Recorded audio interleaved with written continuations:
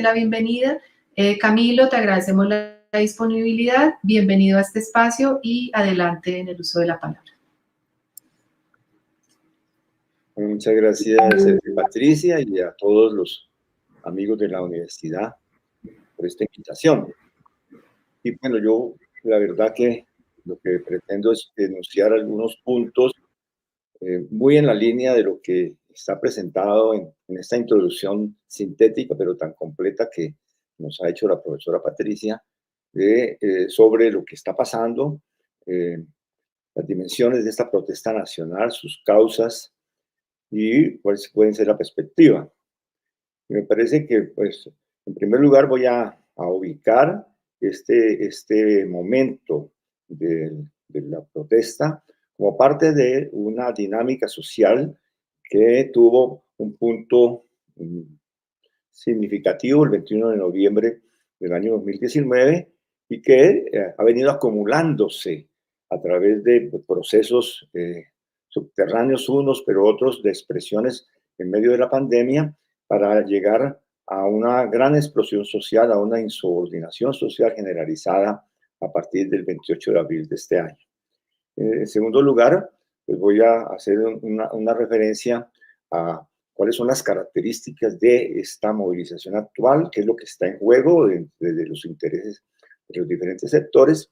Y en tercer momento, cómo las alternativas de la perspectiva, posibles salidas o posibles desenlaces en una coyuntura que está marcada por el momento electoral o la campaña electoral hacia el 2022, pero yo ubicaría entonces toda esta coyuntura entre el 21 de noviembre del 2019 y mayo del 2022. Ahí están grandes encrucijadas que van a decir mucho de la suerte de Colombia en esta década. Entonces, lo primero, estos antecedentes, las características de este proceso que empata en el paro de hoy, el 5 de mayo, empata con lo que quedó planteado, enunciado y en gran controversia a finales del año 2019. En ese momento que aún pues, no estábamos en pandemia, se dio una movilización en muchos aspectos similar a la que tenemos hoy.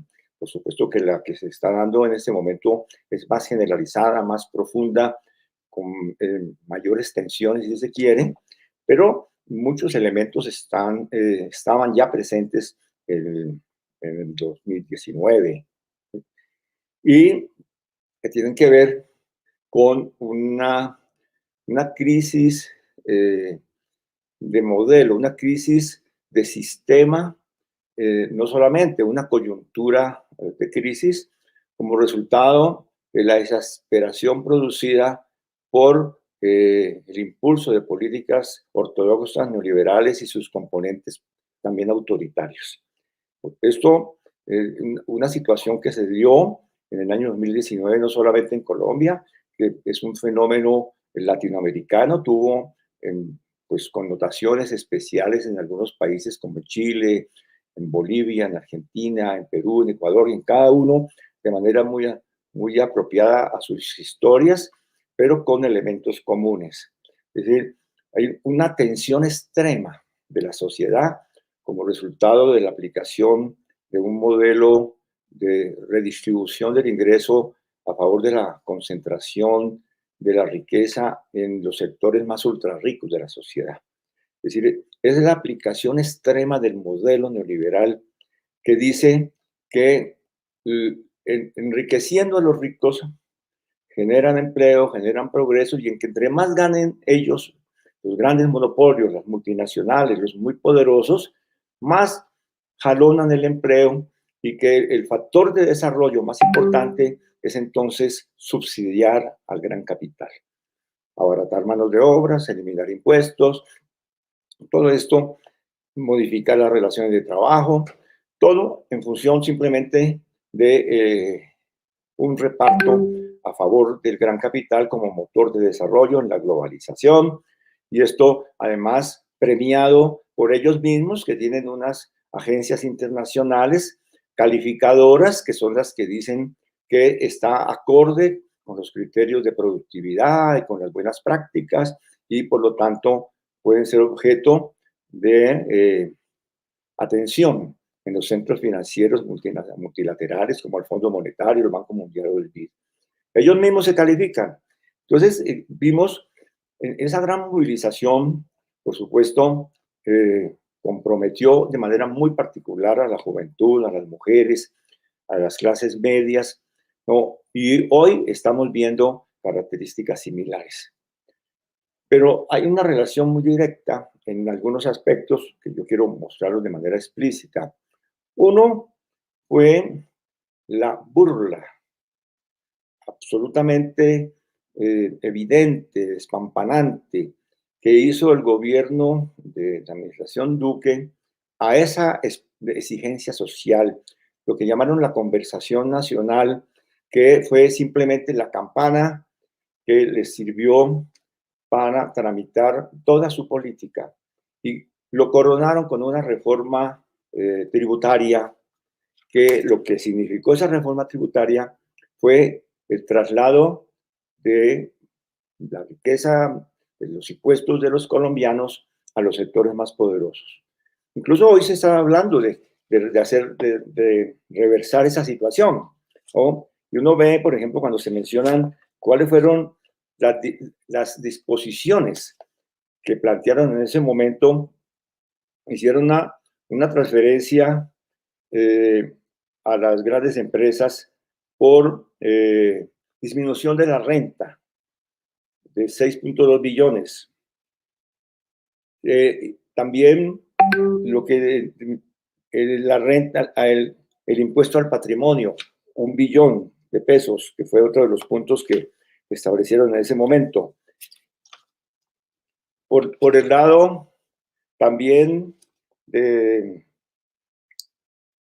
IVA.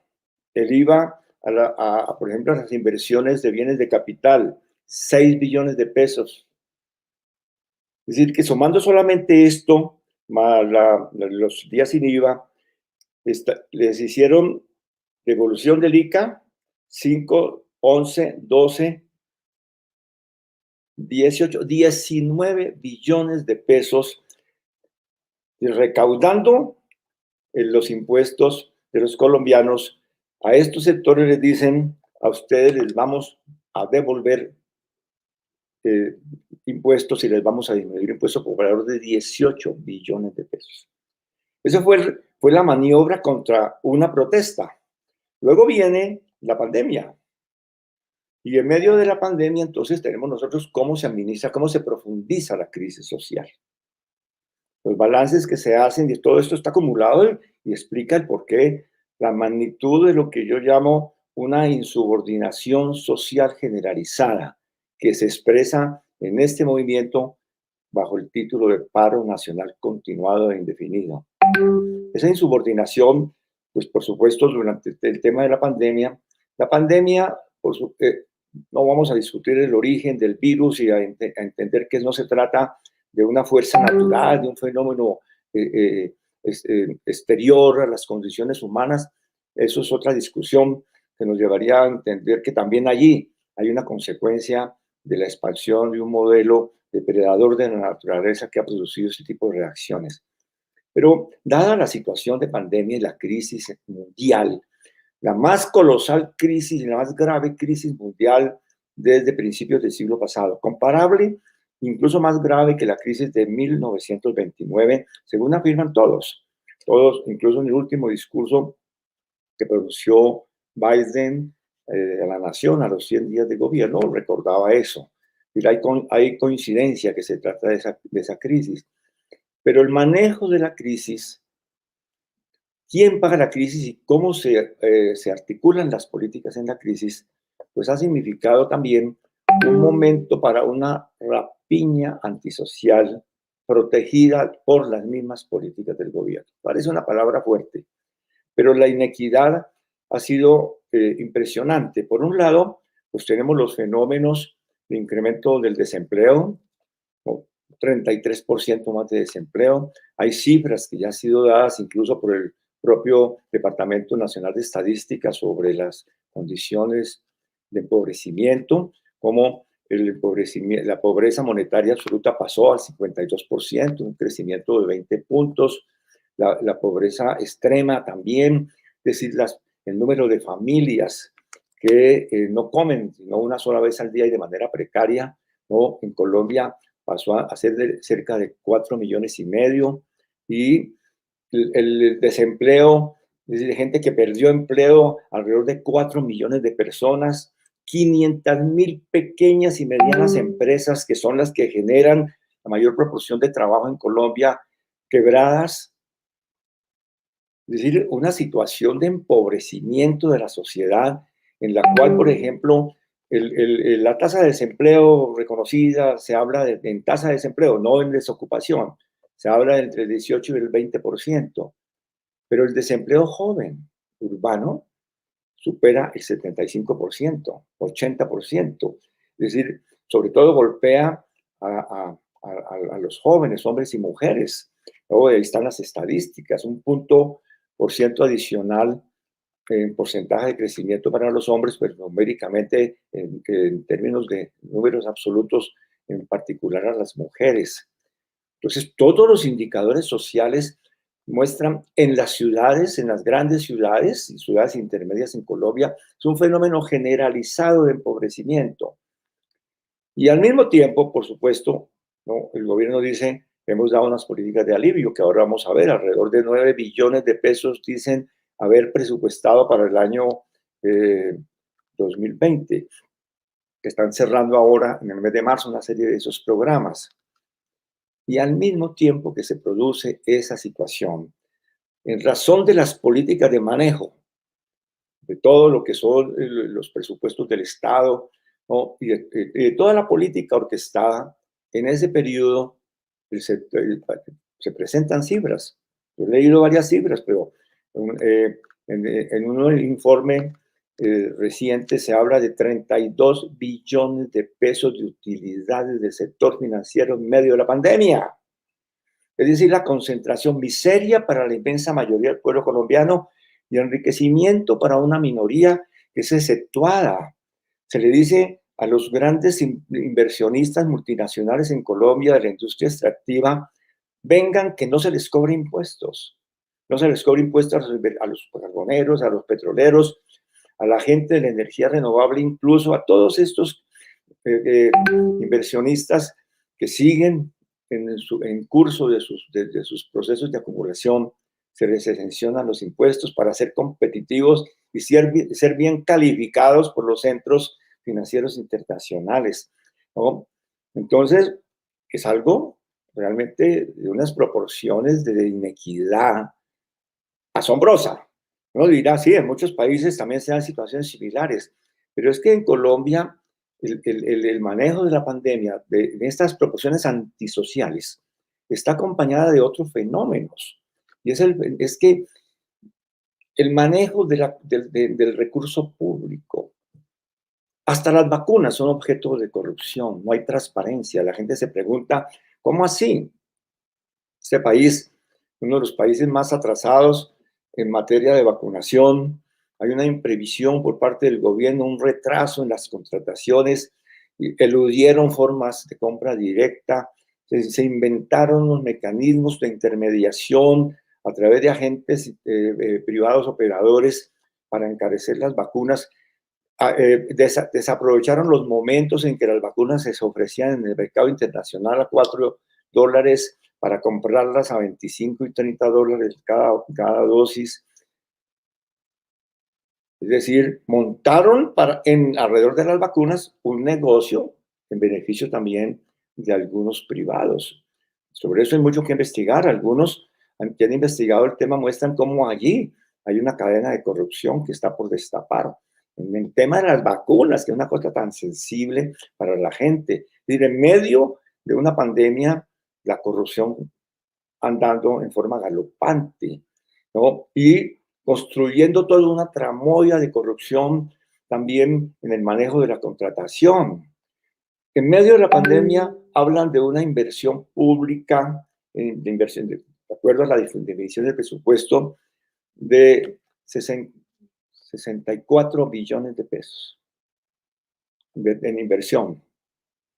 Y dice, y la pregunta es, bueno, ¿y por qué no aplazan algunas de esas megaobras que tienen, ¿no? De avenidas 4D y cosas por el estilo, y en contra de esa prioridad establecen como prioridad atender la emergencia social y humanitaria? Entonces, tenemos nosotros un panorama de creación de condiciones para una explosión social. Aquí es como si tuviéramos una sociedad que la meten en, en, en, en, en un cilindro y comienzan a presionar, ¿no? De la forma más bestial a la sociedad, a la juventud, a las mujeres. Ha sido el atropello tremendo el que se ha dado. Esto comenzó a suscitar, eh, por supuesto, reacciones. El gobierno ha hablado de que respondió con una política de alivio y montó una serie de programas que van a ser objeto de conversación ahora, que están hablando de volver a la conversación. Y entonces, dentro de esos programas, aparte de los que ya venían funcionando, de familias en acción, jóvenes en acción, adulto mayor, introdujeron el programa de ingreso solidario y de protección al cesante y de devolución del IVA, ¿no? Se inventaron eso para cubrir una población cercana a los 3 millones, a las 3 millones de personas, con un bono, pues, con una consignación que, para más o menos 3 millones de personas, y alrededor de ese tema, el ingreso solidario adicional a las familias en acción, como unos subsidios para la gente más pobre. 80,000 pesos adicionales, 160,000 para quienes tenían un ingreso anterior de familias en acción, y para los cesantes, con la condición de que esos cesantes fueran gente que tuviera anterior, durante los últimos 5 años, pudiera mostrar eh, las cotizaciones de prestaciones sociales o a cajas de compensación, y para alguna gente de trabajo formal, y unos subsidios para empresas, para la nómina y cosas por el estilo. Eso ha sido muy discutido, sobre todo porque ya en la mecánica de aplicación de esto, primero, la plata la manejan, se transfieren a través de los bancos. Es decir, todo, la idea de la bancarización, aquí todo hay todo un sistema que todo llega a los bancos, a los 4 grandes que controlan este país en el sistema financiero. Todo, y lo de la salud también, todo. Lo trasladan a los bancos administran, cobran sus comisiones, ¿no? Hacen la tal bancarización y manejan ese tipo de aseguramiento. La eficiencia de esto está por ver, pero lo cierto sí es la insuficiencia, ¿no? La insuficiencia es porque esto, frente a la magnitud del desempleo, de la informalidad, ¿no? Porque es que una prestación en relación a la cesantía, pues eso no toca a lo que es la mayor parte de la fuerza de trabajo en Colombia, que es informal o que es de pequeña producción, de lo que llaman microempresa. Es allí donde está el trabajo en nuestro país. Entonces, Colombia aparece incluso comparado con otros países de América Latina y de Europa, para no hablar con Estados Unidos, como uno de los países que le ha destinado la menor proporción del Producto Interno Bruto. Creo que no pasa de 2,5 del Producto Interno Bruto lo que logran canalizar como recursos de emergencia. Todo esto solamente para mostrar que se acumula una crisis social de proporciones muy grandes. Y frente a esto se desata una protesta. En el año 2020, en medio de la pandemia, comienza a crecer la protesta, se dan las mingas, lo que se llamó la minga por la vida, la democracia, la paz y el territorio, que incluso llegaron a Bogotá y se marchó hacia la Plaza de Bolívar, que plantearon un juicio a la política y al propio presidente de la República.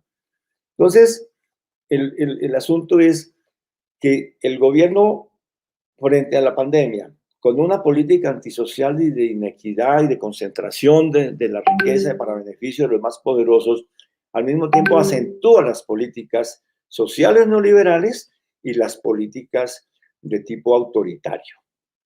Por un lado, desconocimiento a muchos asuntos fundamentales de la implementación del acuerdo de paz, como en materia rural, por ejemplo, negativa completa a los elementos centrales de la reforma rural integral, del Fondo de Tierras, de las zonas de reserva campesina, de una política realmente que mirara hacia la incorporación social de esos 6, 7 millones de colombianos que han estado en las zonas más críticas, en los 300 municipios de mayor impacto de las confrontaciones en los periodos agudos de la guerra en Colombia. Y todo eso fue convertido en capítulo diminuto por parte del gobierno y en general ese acuerdo de paz se transformó en un recorte, en una simulación de implementación donde solamente operaban algunos puntos de reincorporación y aquellos que no pudieron echar para atrás como el sistema transicional de justicia. Pero de conjunto, una negativa a eso, la negativa a aplicar los acuerdos de paz en una coyuntura como esta, le dio el campo a la recomposición de la violencia y a las respuestas autoritarias de guerra. Es decir, el gobierno asume en medio de la pandemia un discurso y una estrategia de guerra al narcoterrorismo.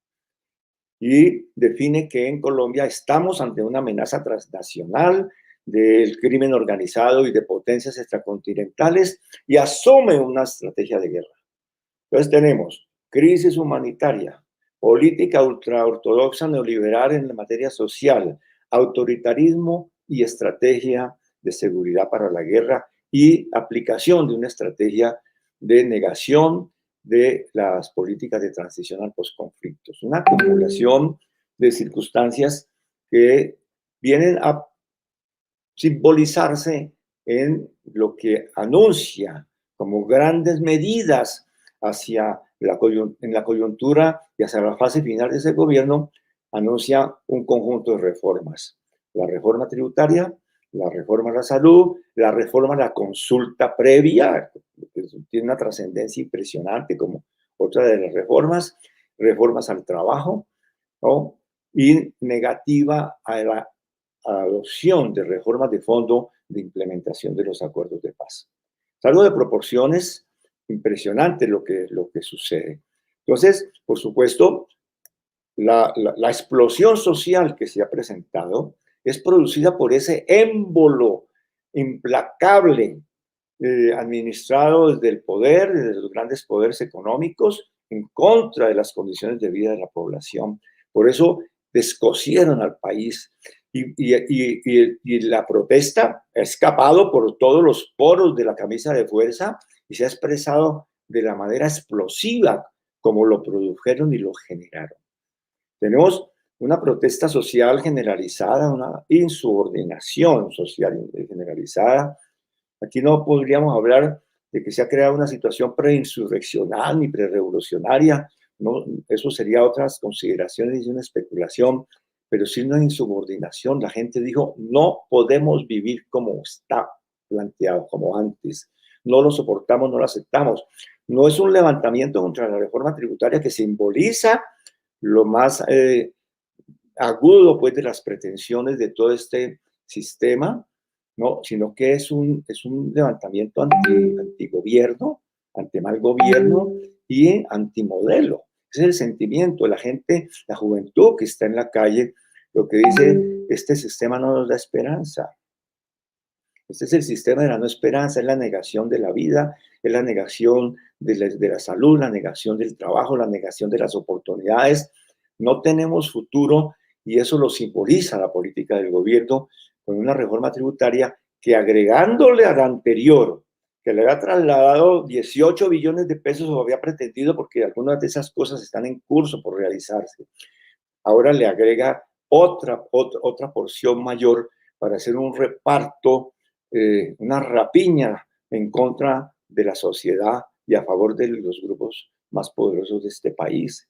Entonces, lo que tenemos es esa explosión. El comité de paro, integrado por las centrales obreras y que en el pasado estuvo integrado también por otras organizaciones sociales, la Cumbre Agraria, las organizaciones indígenas, estudiantiles, la FEU y demás, muchas organizaciones ambientalistas, todo ese comité, pero que no han encabezado las centrales, hace una convocatoria que sirve de detonante a una movilización social que escapa a las problemáticas y al propio pliego que tienen en la cabeza los dirigentes sindicales. Muchísimo más amplia, espontánea, con direcciones fraccionadas, urbana en las proporciones mayores de la expresión social, concentrada en grandes ciudades, pero también son 700 municipios de Colombia que se han movilizado. Es una cosa impresionante lo que se ha dado como movilización social en este país. Frente a esa movilización, el gobierno pues ha respondido, como en Cali es emblemático. Aquí han sido presentadas algunas de las cifras de esas situaciones que se acumulan a toda esta violencia que venía dándose, de asesinatos de líderes, masacres, asesinatos de combatientes en proceso de reincorporación, que ahora han dado una respuesta violenta eh, que tiene una sustentación la más elaborada cuando dicen que van a militarizar y que van a propiciar la asistencia militar, ¿no? Y que es el planteamiento de darle un tratamiento de guerra a la protesta social. Ya la estrategia de seguridad es una seguridad para la guerra, pero esa seguridad para la guerra la habían focalizado en la lucha contra grupos criminales, grupos armados organizados y aliados suyos, y con una expresión fundamentalmente rural. Pero el 21 de noviembre ya comenzaron a darle una dimensión nueva a esta teoría de que la protesta social es una expresión del terrorismo y los vándalos son agentes de grupos armados terroristas. El 21 de noviembre se inventaron que el ELN era el que había hecho operaciones coordinadas en Bogotá para atacar 35 CAIs. ¿No? El ELN en Bogotá es capaz de coordinar una acción para atacar de esa manera 35 CAIs porque es una potencia pues preinsurreccional en Bogotá y en otras ciudades. Esa falsedad quedó demostrada, pero no obstante, ahora vuelven con el mismo discurso, pero con una supuesta justificación teórica. Entonces, ¿qué dicen? Entonces dicen, aquí estamos ante una acción del narcotráfico y de grupos armados organizados. Por ejemplo, hace 2 días dijeron, o ayer, que hacia Cali estaban marchando indígenas y campesinos organizados por los disidentes de la Jacobo Arenas y de otras disidencias de las FARC para camuflar la entrada de unidades armadas que irían a operar hoy en el paro de Cali. Y el ministro de Defensa sale a decir que sí, revivió por allá un fantasma de que son las juventudes del M-19 más las disidencias de las FARC y otra serie de cosas. Ya han sacado panfletos para justificar estas cuestiones. Ya, hasta las Águilas Negras se sumaron al paro según estas teorías que se han inventado. Y a esto el expresidente Álvaro Uribe pues, le da el toque, ¿no? Pues él no es ningún intelectual, ya sabemos que él de eso poco, pero pues le dijeron. Y entonces dijo que era el resultado de la aplicación en Colombia de la revolución molecular disipada. Y entonces traen, pues, esto es una elaboración que han hecho, que cogieron por allá a uno de los teóricos del deconstructivismo francés, con Foucault y Derrida y otros, que escribieron sobre estos temas de que para finales del siglo pasado ya no eran las grandes insurrecciones organizadas por partidos, sino que era la insubordinación y el desorden social molecular que se expresaba en redes y en situaciones en lo pequeño, y que de esa manera se hacía la contestación al capitalismo. Cogieron ese libro en los manuales de las escuelas militares en Chile, en Israel y en otros lados, y dijeron, vean, ahí está el enemigo comunista, en la revolución molecular. Y con eso, ahora en Colombia, en el gobierno de Duque, echó a un lado lo que venía intentando con la llamada doctrina de Damasco, que es una actualización de doctrinas militares experimentadas por el Comando Norte y los Estados Unidos en Afganistán y en otros lados, y echaron un lado de esa doctrina de Damasco y acogieron la doctrina de respuesta a la revolución molecular disipada. ¿Y eso qué significa? Significa que leen la protesta, la inquietud, la manifestación artística, disruptiva, todo eso lo leen como una parte de una conspiración en contra de la estabilidad de las instituciones y la seguridad del Estado. Es más peligroso que la teoría del enemigo interno, porque en la teoría del enemigo interno siempre estaban buscando en los comunistas, en los que se identificaban con una ideología, con un partido, con un tipo de organización, expresiones organizadas de protesta, de disidencia o de ruptura, las interpretaban como aliados del comunismo internacional. Era la tal Guerra Fría, del enemigo interno. Entonces había que atacar ese enemigo interno. Ahora no, ahora son las moléculas de la inconformidad social las que son el signo de la presencia del enemigo contra el Estado y contra la supuesta democracia. Entonces es una teoría fascistoide de una potencialidad impresionante. Con esa teoría detrás, que la escribió y está en los manuales ahora de entrenamiento y con lo que están tratando de organizar el discurso, o por lo menos de generar una ideología dentro de las fuerzas militares. Con esa dan la orden de militarizar las ciudades y particularmente la situación en Cali. Con eso leen lo que llaman los vándalos. ¿Qué son los vándalos? Hay varias interpretaciones.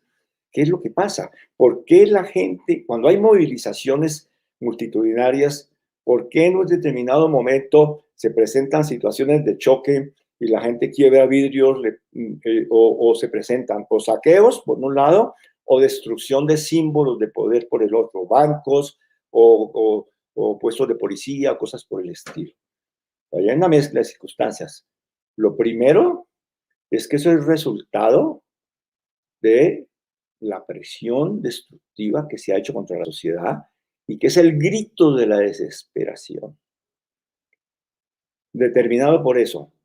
Eso no quiere decir que ese grito de desesperación esté canalizado, es decir, que tenga esa entropía desatada, tenga una potencialidad constructiva o sea armoniosa con la dinámica de la movilización social y de masas. Entra en choque. Hay ahí situaciones contradictorias, por supuesto, y destructivas, ¿no? Al mismo tiempo, también hay estrategias de manejo de movilización social masiva con introducción de infiltrados para generar pretextos de represión. Lo mismo en Bogotá, cuando una movilización en el paro del 21 de noviembre del año pasado marchaba por los héroes hacia el norte, que estaban decididos a marchar hacia la zona de estrato 6 en Bogotá y ir a Cedritos, allá cerca de la casa de Duque, toda cosa, a la altura de los héroes, llegó el ESMAD, llegó la policía, se cuadraron y de repente en la primera línea de la movilización aparecen unos tipos, ¿no? Muy bien organizaditos ellos, tirando piedra y atacan unos cajeros y destruyen unos almacenes y comienzan a tirarle piedra a la policía, e inmediatamente estalla el petardo. Es decir, también hay tácticas de esas. Vamos a decir que lo que se presentó en Cali o lo que se ha presentado aquí corresponde a esa táctica, ¿no? Que también eso está presente, ¿no? Y hay otra cantidad de fenómenos que habría que analizar, pero ¿cuál es la lectura? ¿Cuál es la lectura? ¿Qué es lo que determina ese grito desesperado, violento, completamente anárquico, lo que usted quiera, condenable? Lo que lo determina son las características de la presión destructiva ejercida por políticas y por el manejo autoritario del poder y por doctrinas absolutamente tiránicas, despóticas, arbitrarias, que colocan a los militares y colocan a la fuerza del Estado en contra de la ciudadanía en medio de una movilización. Entonces ahí estamos. ¿Qué está sucediendo en situaciones como la de Cali, que merecería un análisis particular? Y en muchas ciudades, que contra lo que en principio, la teoría del control militar y y terrorífico sobre la población, que dice que esa teoría, que el impacto de una acción contundente de ocupación militar produce tal miedo que la gente se encierra. En lugar de eso, lo que está sucediendo es que se están enardeciendo más. Los jóvenes de las barriadas en las grandes ciudades, entre más represión. Ahora, cuando el ejército, en lugar de andar controlando como antes en las grandes vías, en los centros estratégicos de los establecimientos públicos o económicos, está entrando a los barrios. Y está entrando a los barrios donde allí hay un orden social, donde hay una convivencia construida y en algunos sitios como en Cali, en Medellín, en algunas zonas de Bogotá, los jóvenes tienen sus formas de socialización y de construcción de su cotidianidad en combos, en pandillas, en formas solidarias de resistencia. Y esos combos, al momento en que entran a tocarles su espacio vital, reaccionan violentamente. Y están presionando entre los barrios, entran a Siloé, donde la gente está velando, haciendo ceremonia por sus muertos. Y anoche entran y antenoche entran y encuentran a la gente tranquila, cantando, velando, y lo que hacen es sin fórmula de juicio agredirlos. ¿Qué sucede? Que a la mañana siguiente los jóvenes se reúnen y ya saben que al salir a la calle tienen que salir a la confrontación y salen preparados y preparan bombas Molotov. Es decir, ya hay una cadena de preparación y están presionando para que se produzcan disparos desde las barriadas hacia la fuerza pública. A la fecha que tenemos, a la fecha los datos que tenemos nosotros en Indepaz muestran 36 jóvenes asesinados, 22 de ellos en Cali, 33. ¿No? Tenemos 17 personas a quienes han herido y han quitado el ojo, abusos de mujeres, todo eso. Un capitán de la policía que fue asesinado, acuchillado en Soacha. Y esa idea que están diciendo de que son grupos armados de narcotráfico que en Cali están disparando es una matriz que han construido para poder justificar una represión generalizada.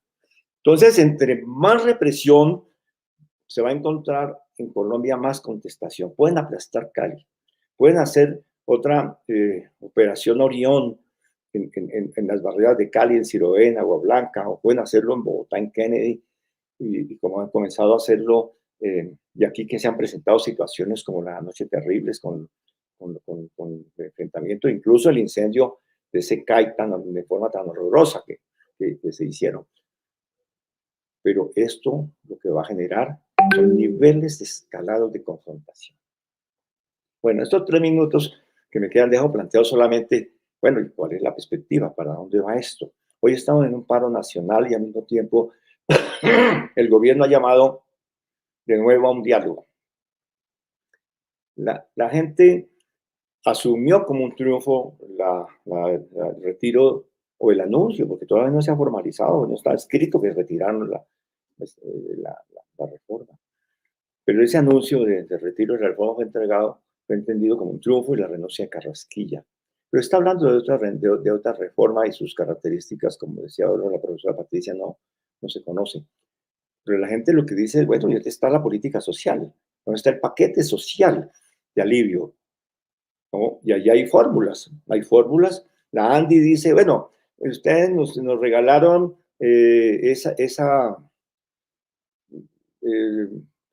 unas exenciones tributarias, muchos les devolvemos esa plata, no nos la descuenten, no nos devuelvan la plata que nos iban a dar de la reforma tributaria anterior y esperamos para más adelante. Esa es la fórmula de la Andy.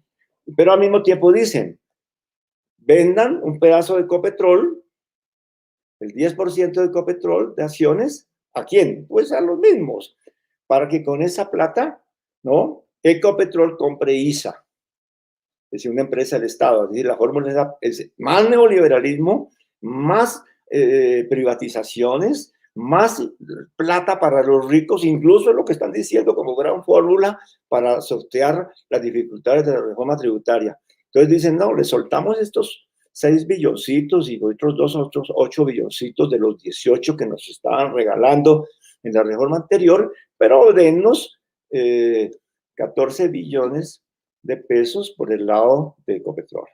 Y bueno, han dicho que no van a comprar los aviones, que no van a, han soltado lo de aumentar la base tributaria, una serie de cosas, pero ahí está planteado. Está planteada la cuestión, han dicho que van a hacer una conversación, hay un mal ambiente porque la gente dice, bueno, a ver, la vez pasada hicieron una conversación nacional, pero no hubo ninguna concertación. Los indígenas están planteando sus puntos no solamente frente a la consulta, sino muchos puntos de respeto a sus territorios, porque hay un proceso de devastación, de ocupación de territorios para megaproyectos y muchas cosas. No, está el tema de la violencia política, sociopolítica en este país, el asesinato de líderes que está sobre el tapete, es un tema urgente que tiene que tomarse medidas. El gobierno, pues yo participo en una comisión que es la Comisión Nacional de Garantía de Solidaridad, de Seguridad, que creó el acuerdo de paz, que debería reunirse con el presidente de la República todos los meses, y que pues aquí en 28 meses, ¿no? ¿Cuánto va este gobierno? Ya hasta se me olvidó. Y se ha reunido 6 veces y no hay una política de seguridad real para la paz. Hay una política de seguridad que toma el gobierno, pero para la guerra, para una guerra contra los GAO, contra el narcoterrorismo, toda esa matriz de pensamiento, pero no hay una estrategia en relación a esos temas. Entonces se viene, ahora el asunto es, tenemos una gran contradicción de un movimiento social generalizado, de una explosión en su organización social y una dirección que no representa el conjunto del movimiento. Entonces, algunas tareas que uno diría en el momento, uno, hay que fortalecer unas direcciones que realmente tengan una vocería. Hay gente que dice, no, es que no puede darse la vocería a un comité de paro porque la protesta es una protesta mucho más allá, pero alguien tiene que tener una vocería, tiene que haber una interlocución y además entender que esta es una crisis continuada que tendrá una perspectiva hasta el año 22 y que tiene 2 caminos.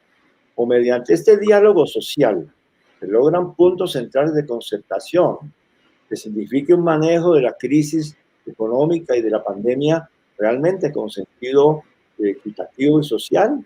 Vamos a tener una escala hacia unas formas dictatoriales con conmoción interior y con formas de autoritarismo cada vez mayores. Estamos en esa encrucijada y esa encrucijada es social y al mismo tiempo política, porque esto tendrá traducciones políticas hacia las elecciones del 2022.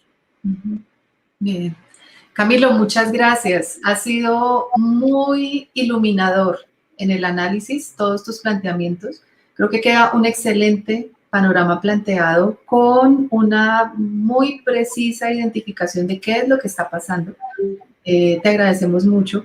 Yo no quiero hacer más comentarios para quitar tiempo en respuestas a las preguntas. Tenemos en el chat, tú lo puedes consultar en el chat interno, el listado de 4 preguntas. Yo creo que podemos dejar estas 4 para no abusar de la disposición de tiempo de Camilo. Quizás te propondría empezar por la tercera, Camilo, en clave también de lo que vienes planteando ahora último. La asistencia militar para algunos se constituye en la antesala de la declaración del estado de conmoción interior. Entonces hay una pregunta sobre qué implica que el gobierno decrete el estado de conmoción interior. Creo que esa es una pregunta bastante importante. Sí. Y te preguntan también un poco por las instancias que sirven para denunciar los abusos de autoridad del ESMAD, las arbitrariedades cometidas en las marchas. Hay una pregunta también sobre tu opinión frente a la resistencia que tiene el gobierno a la adopción de alternativas tributarias, como por ejemplo el impuesto a las bebidas azucaradas, y cómo combatir la desinformación promovida desde los medios de comunicación tradicionales con el propósito de quitarle fuerza y legitimidad al paro. Esa creo que también es una pregunta clave. Entonces, Camilo, son 4 preguntas, las encuentras en el chat, pero adelante. Bueno, aquí lo veo, sobre el tema de la declaratoria de conmoción interior. Bueno, en la Constitución Política del 91 se establecieron algunas figuras para el manejo de situaciones excepcionales, ¿no? La emergencia económica es una que ya el gobierno ha hecho uso de la emergencia económica para tomar algunos decretos de relación al manejo de la pandemia. Ese es un tema que la ha prolongado varias veces porque tiene unos plazos. Y la otra es la figura de la conmoción interior. Estas dos figuras se plantearon en la Constitución del 91 en reemplazo de la figura del estado de sitio, que fue vigente en Colombia por la Constitución del 86 y que fue practicada de manera, fue para que tuviera vigencia casi de manera permanente durante el Frente Nacional del año 58 al año 91 de la Constitución, 30 años en estado de sitio. ¿Qué quiere decir? Quiere decir que como en el estado de sitio ahora, en la conmoción interior, con más controles, pero el presidente queda dotado de una serie de facultades especiales, ¿no? Mediante decretos, mediante acción administrativa, pero mediante decretos y otras, ¿no? Tome actividades en materia de orden público excepcionales, ¿no? Y particularmente en estos temas, hay una mayor concentración. La esencia de eso es concentrar poderes en el Ejecutivo. Eso significaría, por ejemplo, que si el gobierno considera que la situación de Cali o de alguna otra entidad territorial en Colombia debe ser asumida directamente por el Ejecutivo y con una intervención militar permanente, es decir, pueden establecer dictaduras locales o regionales como, momentáneamente. Es decir, es un mecanismo de concentración de poder para medidas excepcionales. Hacia eso están caminando. Ahora, eso tiene en la Constitución unos plazos y se supone que unos controles. Pero aparte de eso, una de las cuestiones que estableció la Constitución en 91 es que bajo ningún momento pueden ponerse en cuestión las libertades fundamentales. No puede ser utilizada la conmoción interior para abusos en derechos humanos. Pero, sin embargo, pues lo que nosotros vemos es que pues, estas leyes que son militarizaciones, son formas de autoritarismo que se convierten en forma arbitraria de ejercicio del poder. Ahí estamos, en la inminencia de una conmoción. Esta mañana el presidente de la República tuvo una entrevista en una de las emisoras de la cadena nacional y dijo que no descartaba, quiere decir que lo están considerando. Y dentro del centro democrático hay corrientes muy importantes dentro del centro democrático que la reunión que hicieron ayer en la Casa de Nariño y en manifestaciones, declaraciones públicas, han insistido de que el gobierno primero debe mantener una alta militarización, que debe, por el contrario, hacerse mucho más generalizada, y segundo, que debe asumir plenos poderes. Con esos poderes, por ejemplo, podría tener alternativas en relación al tema de la reforma tributaria. ¿No? Hoy yo le escuché a Petro en su intervención que le decía, bueno, si va, pues si puede utilizar un mecanismo de excepción como de emergencia, como la emergencia económica, para tomar algunas medidas tributarias. Y algunos economistas, por ejemplo, me han dicho, utilice un mecanismo de emergencia, no de estado de conmoción, de emergencia económica, para tomar medidas como, por ejemplo, en lugar de toda esa reforma tributaria, sí, bueno, que no le descuenten el ICA, ni el IVA, ni esas gabelas a las grandes empresas, pero un plan de urgencia social, por ejemplo, con un crédito de 50 billones del Banco de la República, que da otro manejo distinto y que es perfectamente factible, que no obedece a la política de la ortodoxia neoliberal, pero que significaría recursos para una verdadera estrategia de alivio en medio de la pandemia. Eso requiere otras explicaciones técnicas, pero es viable. Hay alternativas distintas a la misma reforma tributaria para darle solución a esto, recurriendo a un mecanismo de excepción como de la emergencia económica y no al otro mecanismo autoritario. Entonces aquí, pues sí, el presidente, ahí estamos en una situación de excepción, es una gran crisis, pero usted tiene o manejar lo social y hacer un nuevo consenso social, o por lo menos aliviar la situación de la gente, o seguir en el camino de mecanismos dictatoriales. Lo segundo que yo relaciono con esto es el tema de la desinformación. Desafortunadamente, pues aquí basta con abrir las páginas de un periódico como El Tiempo o prender un canal de televisión como RCN para darse cuenta de la manera tan absolutamente precaria y negacionista con la que se manejan los medios. No. Miren ustedes, ¿cuál es el mensaje? El mensaje que están dando es que la gente está matando a los policías, que hay centenares de policías heridos. Resulta que hemos estado en Indepaz haciendo las cuentas. Tenemos la lista de 33 jóvenes asesinados y tenemos el caso de un capitán asesinado de forma criminal en Soacha, que incluso con arma blanca, ¿no? Absolutamente condenables. Quieren colocar en igualdad de condiciones lo que es la tirada de piedra de unos jóvenes contra un policía, ¿no? Con la sacada de un ojo. Entonces es toda una campaña en este sentido de encubrimiento, de omisión, de desinformación, ¿no? La manera como presentan las informaciones de las movilizaciones.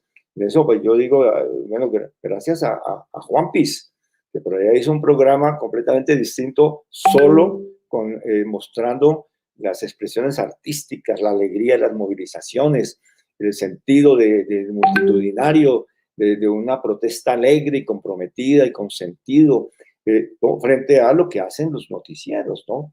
Entonces tenemos toda una estrategia de desinformación.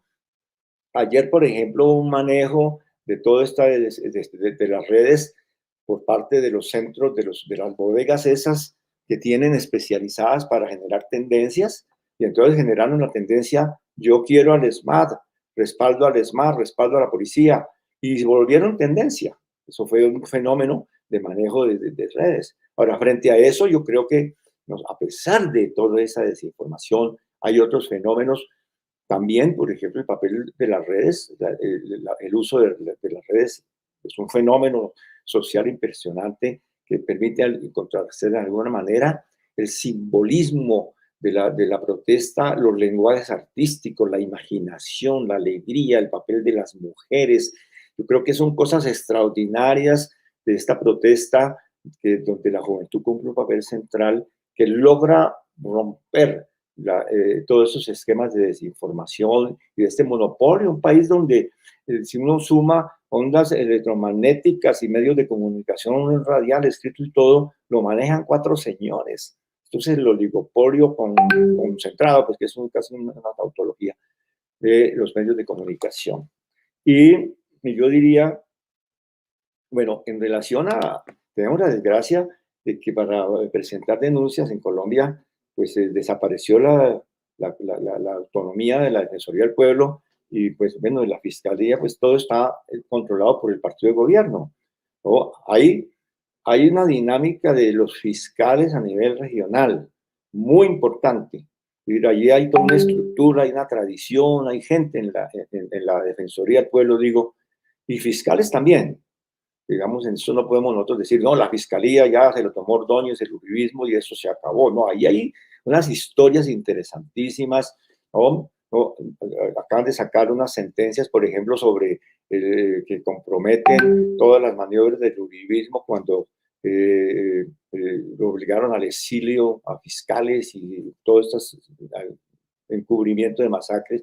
Hay situaciones contradictorias dentro del aparato de Estado y yo creo que la Defensoría del Pueblo a nivel regional que tiene canales de información en relación a esto y hay que presionar a la Defensoría que está allí en los enredos del gobierno, pero desafortunadamente las instancias internacionales y las organizaciones de derechos humanos, las plataformas de derechos humanos están cumpliendo un papel extraordinario. Miren lo que pasó, la conexión directa en cosa de horas. Se sacó la alerta internacional por parte de las plataformas de Colombia, Europa, además, ¿no? Y a las 24 horas, la Comisión de Asuntos Internacionales de la Cámara de los Estados Unidos se pronuncia diciendo Ojo con Colombia, que les vamos a cerrar la llave de la cooperación militar porque están abusando de la gente. Hay situaciones interesantes. Human Rights Watch está cumpliendo un papel muy importante. WOLA en Washington. Es decir, hay todo un papel. Aquí hay plataformas. Bueno, hacemos nuestro trabajo, organizaciones de derechos humanos, y hay plataformas como Grita, también de jóvenes, Temblores, que es una organización también de jóvenes que cumplen un papel extraordinario. Pero yo creo que es una denuncia espejo. Las instancias del Estado están bloqueadas porque están alineadas con la tal política de la subversión molecular, ¿no? Pero el espejo consiste en hacer las alertas a los escenarios internacionales y nacionales de la opinión pública para que repercutan y presionen al gobierno. ¿Por qué el gobierno está hablando y el presidente sale a decir, le digo a las Fuerzas Armadas que cumplan sus obligaciones, controlar el orden público y ojo con los derechos humanos? Y comienza pues ahí, porque hay una atención internacional que se ha pronunciado en asunto de horas, el secretario general de las Naciones Unidas, la vocera de la Oficina de las Naciones Unidas en Defensa de los Derechos Humanos, el Parlamento Europeo, los partidos políticos más importantes de muchos de los países de Europa.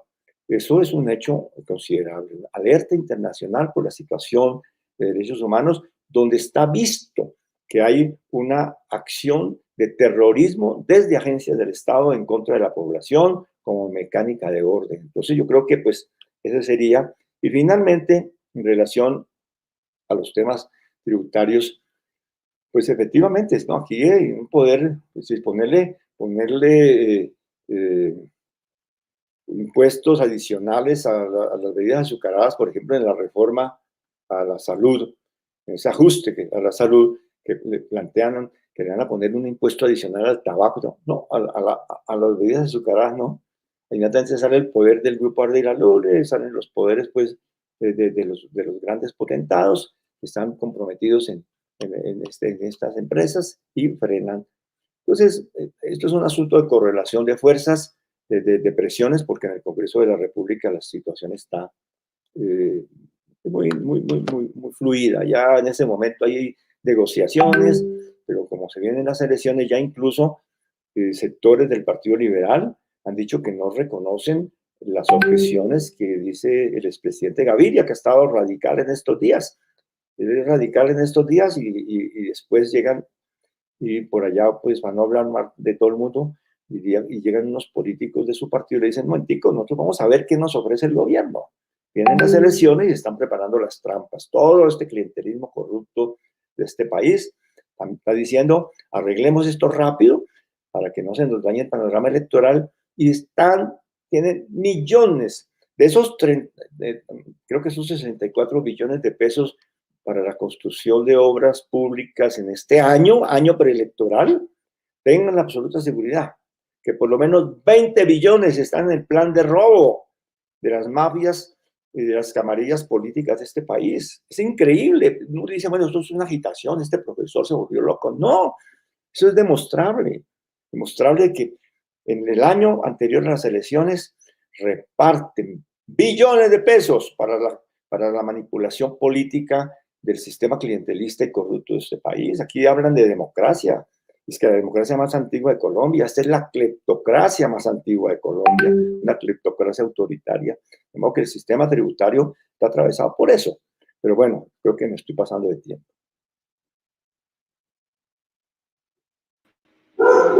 Muchas gracias, Camilo, nuevamente. Clarificador, definitivamente. Y preocupante este escenario. Creo que también nos planteas unos desafíos a la movilización social, o sea, cómo pensarnos creativamente por un lado, pero por otro lado, con la suficiente claridad analítica este momento para poder proponer alternativas de movilización que no incentiven estos planes un poco macabros que pueden llevar a la declaratoria del estado de conmoción interior. Creo que ahí hay un desafío grande que planteas para la movilización social. ¿Cómo nos pensamos formas creativas y cómo los jóvenes, las y los jóvenes, no siguen siendo carne de cañón para estas perspectivas que leen al enemigo en una palabra diferente, en una arenga, en una pinta incluso. Bueno, Camilo, te agradecemos nuevamente, sabemos que tienes poco tiempo y hemos hecho un acuerdo de estar contigo hasta las 10 de la mañana. Ya estamos unos casi 10 minutos por fuera del acuerdo, entonces, pues despedirte con gratitud y con una enorme valoración por tu trabajo y el trabajo que haces en De Paz. La Universidad Nacional siempre será tu casa, esperamos seguir contando contigo, con tus valiosos aportes y mucho más en este momento que es tan difícil para nuestro país. Muchísimas gracias, Camilo. Bueno, Patricia, un saludo para todos y todas. Y creo que me vuelvan a invitar. Bueno.